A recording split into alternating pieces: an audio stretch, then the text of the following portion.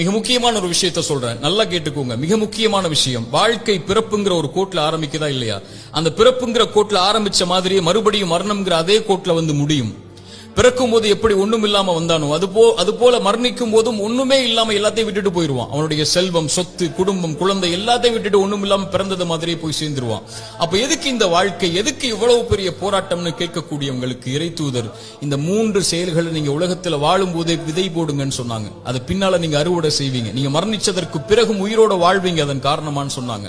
அந்த 3 விஷயம் என்ன தெரியுமா? முதல் விஷயம், இறைவன் உங்களுக்கு செல்வம்னு ஒண்ணு கொடுப்பான், அது பிறருக்கு இந்த உலகத்திலேயே கொடுத்து உதவுங்க. அதன் மூலமாக ஒருவன் பலன் பெற்றிருந்தால், அதன் மூலமாக இன்னொருவன் பலன் பெற்றிருந்தால் அந்த தொடர் நன்மை உங்களுக்கு வந்தடையும்னு சொன்னாங்க.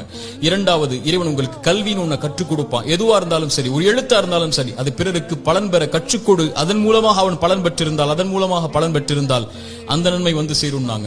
மூன்றாவது, இறைவன் உங்களுக்கு குழந்தை ஒன்று கொடுப்பான். கணவன் மனைவி நோக்கமே அதுதான். அந்த குழந்தையை நல்ல முறையில் வளர்த்தெடுத்து அந்த குழந்தை உங்களுக்காக பிரார்த்தனை செய்யும் அளவிற்கு நீங்கள் வளர்த்திருந்தால் அந்த குழந்தை செய்யக்கூடிய பிரார்த்தனைன்னு சொன்னாங்க. அப்படி நல்ல குழந்தைகளை இந்த பூமியில் இருந்து மரணிப்பதற்கு முன்னதாக வளர்த்தெடுப்பதுன்னு சொன்னாங்க. இந்த 3 விஷயத்தை யார் இந்த பூமியில் மரணிப்பதற்கு முன்னதாகவே உலகத்தில் விதை போடுவாரோ